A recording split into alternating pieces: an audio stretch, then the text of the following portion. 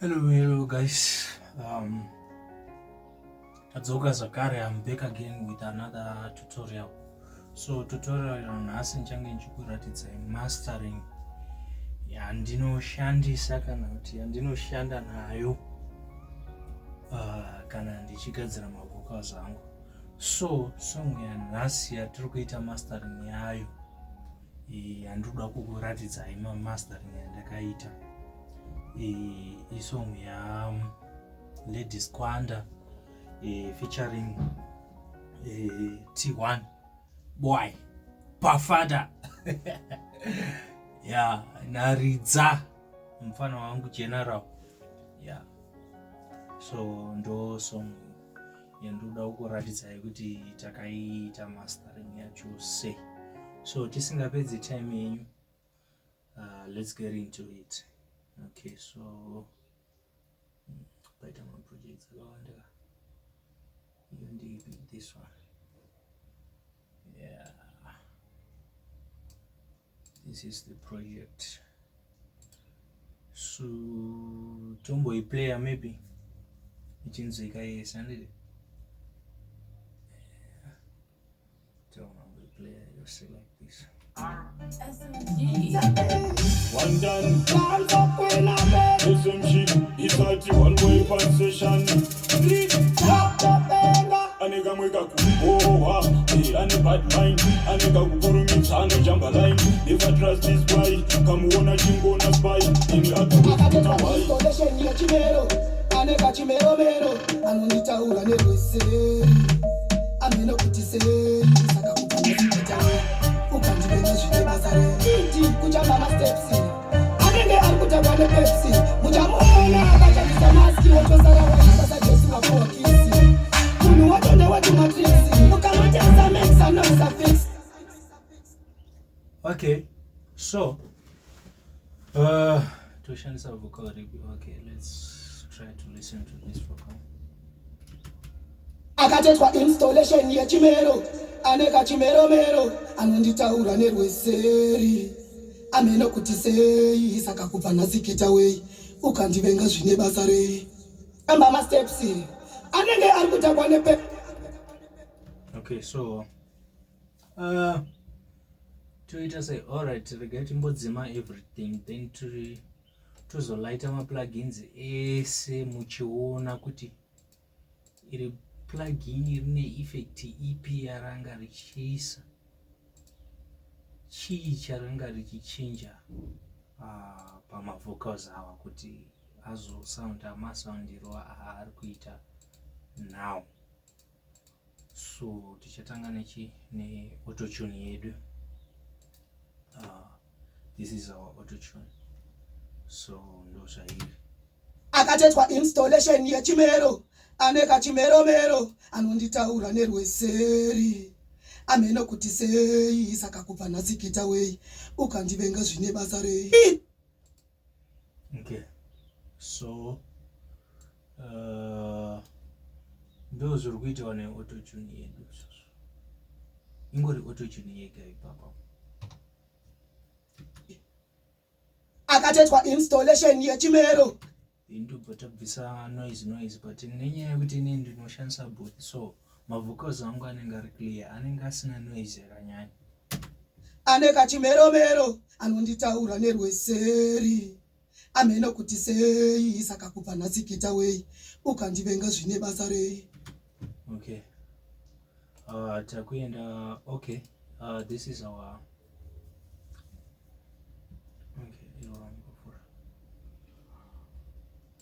ndo chandiri kushandisa panoise pakureduce noise, but I don't do much because mavocals angu ana noise. So zvimwe zvacho zvinozoshanda nekuti iwo uri kushandira pai kana kuti kurekodhera mavocals ako pai. So this is my compressor. Akatetwa installation ya chimero aneka chimero mero andinonzo zvayabita anonditaura nerweseri ameno kuti sei saka kubva nasikita wei ukandivenga zvine basa rei.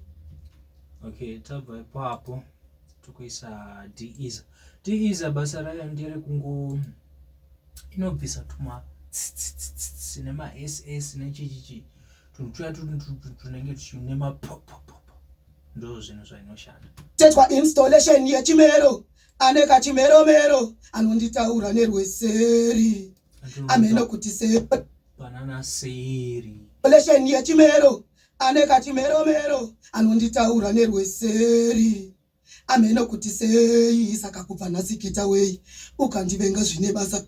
Akatetwa installation yechimero ane kachimeromero anonditaura nerweseri tunonzo seri iterere kana chakadai so unzo difference yacho kachimeromero anonditaura nerweseri ndokuinzwa maitiro ari kuita seri nezvainozoita kana tadzisa kudai anonditaura nerweseri and then chiterero yakadai anonditaura nerweseri kunyatso kulaud chimeromero anonditaura nerweseri andinoona zvinenge zvakubaya munzeve zvinhu zvakaita seizvozvo, so we need to remove those kind of things. eri ameno kuti sei saka kubva nhasi. So next it's our EQ. EQ yedu ndiyo hii. Akatetwa installation yechimero ane kachimeromero anonditaura nerweseri ameno kuti sei saka kubva nhasi kita wei ukandivenga zvine basa rei. So this one is I'm just using it to lower the bass part of the vocals. That's why ndaisa pahira apa pano apa kapa zvinozobva nekuti munhu ari kuimba voisi rake rine base rakawanda sei, so don't cut too much because vocal rinozopedzisira rakuwauraya vocal. So then izvi zvimafesi izvi ndezvekutsvaka pakaresveka kana kuti kubvisa zvinhu zvatisiri kuda pavocal redu like this. Akatetwa installation yechimero ane kachimeromero anonditaura nerweseri ameno kuti sei saka kubva nhasi kita wei ukandivenga zvine basa rei. Akatetwa installation yechimero ane kachimeromero anonditaura nerweseri ameno kuti sei saka kubva nhasi kita wei ukandivenga zvine basa rei. Akatetwa installation yechimero ane kachimeromero anonditaura nerweseri ameno kuti sei saka kubva nhasi kita wei ukandivenga zvine basa rei. Akatetwa installation yechimero ane kachimeromero anonditaura nerweseri ameno kuti sei saka kubva nhasi kita wei ukandivenga zvine basa rei. Akatetwa installation yechimero ane kachimeromero anonditaura nerweseri ameno kuti sei saka kubva nhasi kita wei ukandivenga zvine basa rei. Akatetwa installation yechimero ane kachimeromero anonditaura nerweseri ameno kuti akatetwa installation yechimero ane kachimeromero anonditaura nerweseri. Okay, so I think mazvona zvaitika ipapo. Then imwe EQ yedu then EQ zvayakuita manje. Akatetwa installation yechimero ane kachimeromero anonditaura nerweseri. It's just doing the same thing. And munoona kuti uku ndakata kuna kuside kuna kundakata uku futi ndakata kureva kuti ndabvisa base randisiri kuda ndikabvisa futi uku kuma highs handisiri kuda, then ichi andinoona kuti by that time pa EQ yekutanga changa chakaita ngatisei let me try to okay.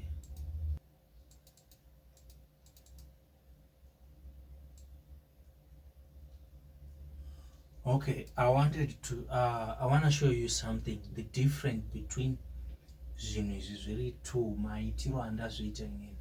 So pane chiya chekutanga panapa andi munoona kuti ndaichinyanya kutswinya apa pakati kuti pakabatana, then apa pakavhurika ipa no this one, sorry, this one andonoona.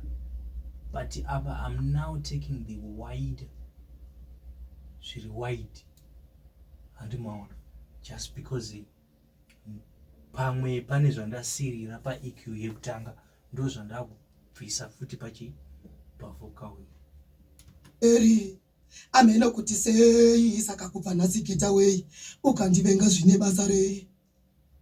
Akatetwa installation yechimero ane kachimeromero anonditaura nerweseri. Ameno kuti sei saka kubva nhasi gita wei ukandivenga zvine basa rei. Akatetwa installation yechimero ane kachimeromero anonditaura nerweseri. Ameno kuti sei saka kubva nhasi gita wei ukandivenga zvine basa. Okay, handemberi.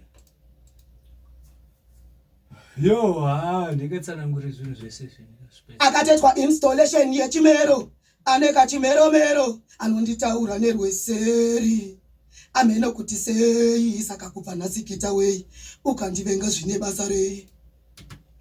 Okay, isu tu inobata vocal manje. Pamwe ndakuita ndichidarikira tozozvibata panext episode. Then each foot, it's just part of like EQ, but chinobudisa vocal pamwe tinenge tarigaviga nekuchuna kwatinenge tichiita, so ichi chinozobudisa pachena. Akatetwa installation yechimero ane kachimeromero anonditaura nerweseri. Ameno kuti sei saka kubva nhasi gita wei ukandivenga zvine basa rei. Akatetwa installation yechimero ane kachimeromero anonditaura nerweseri. Ameno kuti sei saka kubva nhasi gita wei ukandivenga zvine basa rei. Akatetwa installation yechimero ane kachimeromero. Then another chimwe nechimwe chechimwe basa racho ero anonditaura nerweseri. Ameno kuti sei saka kubva nhasi gita wei ukandivenga zvine basa rei. Akatetwa installation yechimero ane kachimeromero. Okay, then tapedza kudaro takuina kuno iri group channel yangu. Akatetwa installation yechimero ane kachimeromero anonditaura nerweseri. Ameno kuti sei saka kubva nhasi gita wei ukandivenga zvine basa rei. Akatetwa installation yechimero ane kachimeromero anonditaura nerweseri. Ameno kuti sei saka kubva nhasi gita wei ukandivenga zvine basa rei. Okay. Kuratidza plugins zvimwe zvacho ndaita ndichidarikira. Akatetwa installation yechimero ane kachimeromero anonditaura nerweseri. Ameno kuti sei saka kubva nhasi gita wei ukandivenga zvine basa rei. Akatetwa installation yechimero ane kachimeromero anonditaura nerweseri. Ameno kuti sei saka kubva nhasi gita wei ukandivenga zvine basa rei. Akatetwa installation yechimero ane kachimeromero anonditaura nerweseri. Ameno kuti sei saka kubva nhasi gita wei ukandivenga zvine basa rei. Akatetwa installation yechimero ane kachimeromero anonditaura nerweseri. Then lastly but not least, that's our delay.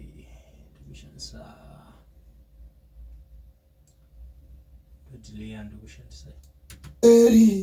Ameno kuti sei saka kubva nhasi gita wei ukandivenga zvine basa rei. Akatetwa installation yechimero ane kachimeromero anonditaura nerweseri. Ameno kuti sei saka kubva nhasi gita wei ukandivenga zvine basa rei. Akatetwa installation yechimero ane kachimeromero anonditaura nerweseri. Ameno kuti sei saka kubva nhasi gita wei ukandivenga zvine basa rei.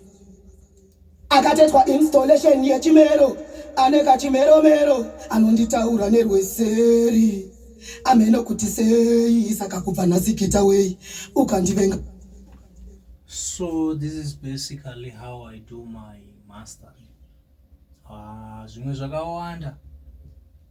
I'm very sure tikazoita zvekubvunzana mucomment section umomo ndinokubatsira then toonesana kuti tozvifambisa sei. Please subscribe, like and comment muplayawo mavidhiyo edu kwete kungodownload. Handina chandinenge ndichinyanya kugaina pazviri. Kusubscribe kwenyu nekukomenda nekulike nekuplayawo mavidhiyo edu zvinondibetsera kuti ndiwanewo something out of my videos andindichita. Peace. Thank you so much. To play edu tichivhara kaka. Akatetwa installation yechimero aneka chimero anonditaura nerweseri ameno kuti sei saka kupana zikitawe ukandivenga zvine basa rei. Akatetwa installation yechimero aneka chimero anonditaura nerweseri ameno kuti sei saka kupana zikitawe ukandivenga zvine basa rei. Akatetwa installation yechimero aneka chimero anonditaura nerweseri ameno kuti sei saka kupana zikitawe ukandivenga zvine basa rei. Akatetwa installation yechimero aneka chimero anonditaura nerweseri ameno kuti sei saka kupana zikitawe ukandivenga zvine basa rei.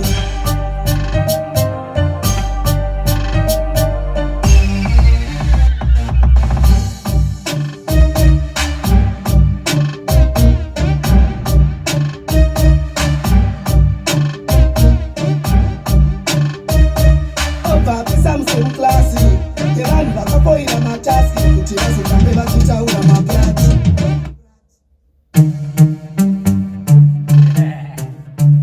Bye bye. Tobatana pa next tutorial.